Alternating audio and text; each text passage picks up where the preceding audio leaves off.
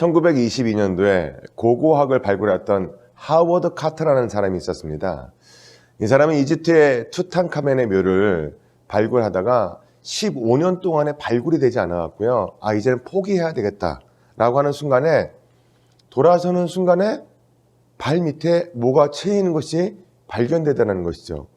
그래서 그 돌을 파고 났더니 그 밑으로 계단들이 보이고, 계단을 12개를 내려갔더니 거기에 드디어 투탕카멘이라고 했던 이집트의 그 왕이었던 투탕카멘의 묘가 안에 쫙 들어있더라는 겁니다. 그때 그 사람이 자기가 발굴했을 때의 기분을 어떻게 써놓았냐 하면요, 말이 나오질 않았다, 이렇게 이야기를 하고 있습니다. 그리고 올라와서 그의 친구가 물어보았다고 합니다. 기분이 어땠는가? 그랬더니 그분이 그런 표현을 했다고 하죠. 말로 표현할 수가 없이 기뻤다. 말로 표현할 수 없을 만큼 기쁨이 충만했다. 이런 말씀을 했다고 그러죠. 우리나라에서도요, 신만이들, 그러면 이제 산삼을 캐시는 분들이죠. 그분들이 그것을 발견했을 때 어떻게 이야기를 하죠? 신봤다 하고 소리를 지르죠. 기분이 얼마나 좋으면 그렇게 소리를 지를까요? 그런데 성경을 여러분이 발견하시고 말씀을 발견하셨을 때에도 똑같은 반응들이 나와야 된다는 겁니다. 말로 표현할 수 없을 만큼 기쁘던지, 아니면 소리를 목청껏 높이 질러서 내가 이 말씀을 발견했다라든지, 이런 기쁨이 있어야 되는데요. 오늘 여러분의 삶에 그런 기쁨이 있으십니까? 오늘 성경은 우리에게 그런 기쁨이 있어야 된다라고 말씀하고 있습니다. 1절부터 43절까지는 이 모세의 노래에 대해서 말씀을 해주고 있습니다. 반석이신 하나님과 무지한 이스라엘의 대조가 되는 그 가운데서 모세는 노래를 하죠.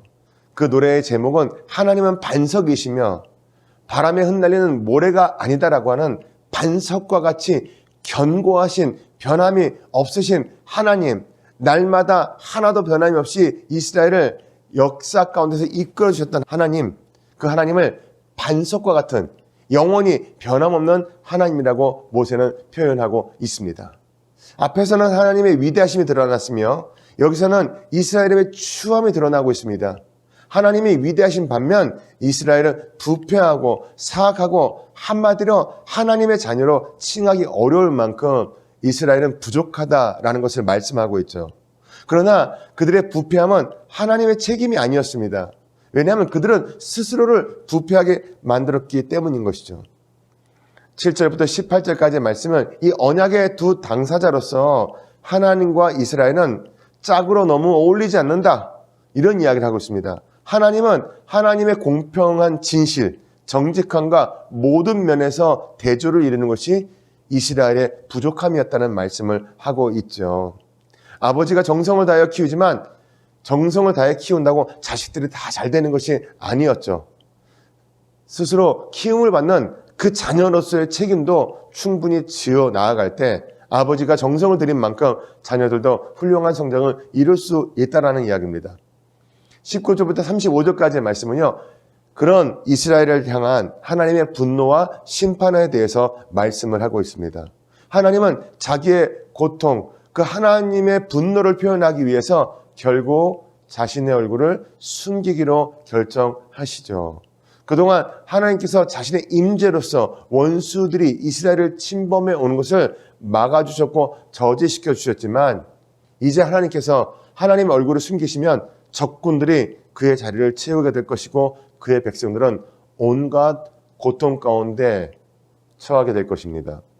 36절부터 43절까지는 이스라엘의 구원과 대적에 대한 심판이 나오고 있습니다. 이스라엘은 죄인이지만 심판을 피할 수 없지만 여전히 하나님의 백성인 이 사실만큼은 변하지 않는다는 것입니다. 그들은 완전히 힘을 잃었고 스스로 현실에서 벗어날 수는 없었습니다. 그러나 그들은 절망의 끝에서 하나님의 구원을 또다시 경험하게 되죠. 하나님의 사랑을 또다시 경험하게 되죠. 왜냐하면 하나님께서는 완전한 공의를 행하시지만, 그러나 자녀로서 두었던 자녀를 향한 사랑은 거두지 아니하시기 때문에 그렇습니다. 하나님은 대적들에게 복수하시고 자기 백성들을 위해서 속죄하실 것이다 라는 말씀을 천명해 주고 계시죠. 하나님께서 궁극적으로 자신의 구원 계획을 이루실 것을 말씀해 주시고 있습니다. 이어지는 44절부터 47절까지는 모세의 설교가 되겠습니다. 모세의 설교, 눈의 아들 여호수아의 도움으로 모세는 모든 말씀을 백성에게 말하여서 들려주었습니다. 이스라엘 백성들은 들은 이 말씀을 마음에 두어야 됐습니다. 율법을 잘 지켜 행함으로 이스라엘의 날이 야훼께서 그들에게 주시는 땅에서 장구하게 될 것이다 라는 말씀이었죠. 48절부터 52절까지 모세의 마지막 장면이 나오고 있습니다. 노래를 마치던 날 모세는 아베림 산에 올라가서 느보산까지 가라는 지시를 받습니다. 그곳에서 모세는 멀리 보이는 가나안 땅을 바라보게 될 것입니다. 그리고 산에서 죽어 열조에게로 돌아가게 될 것입니다. 그 가나안 땅을 바라보던 모세의 심정을 이해하시겠습니까?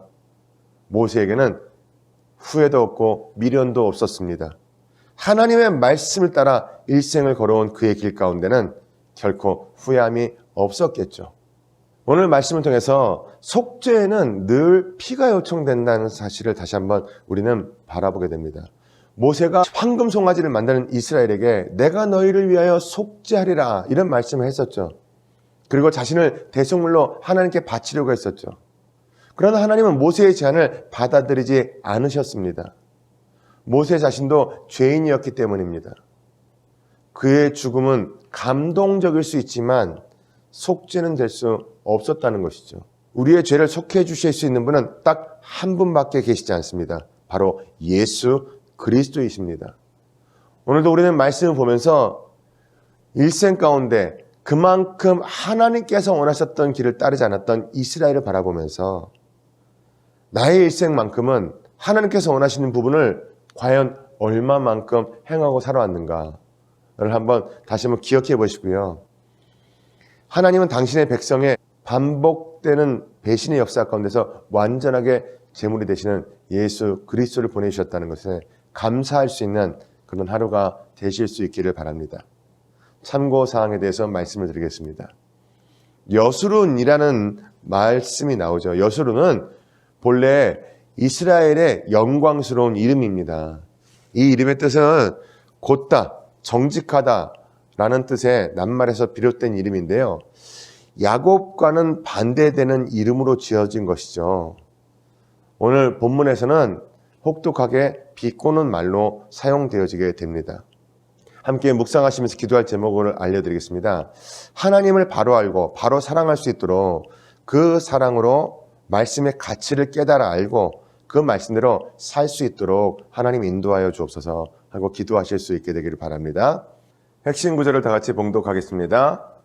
그들에게 이르되 내가 오늘 너희에게 증언한 모든 말을 너희의 마음에 두고 너희의 자녀에게 명령하여 이 율법의 모든 말씀을 지켜 행하게 하라. 신명기 32장 46절의 말씀이었습니다. 성도 여러분, 오늘 여러분의 마음 가운데 외치는 소리는 어떤 소리입니까? 하나님께서 주시는 말씀의 그 은혜를 받고 이것이다 라고 외치는 그런 보물을 발견한 듯한 그런 외침이 있습니까? 그런 외침이 있었으면 좋겠고요. 그것이 여러분의 노래가 될 수 있으면 좋겠습니다.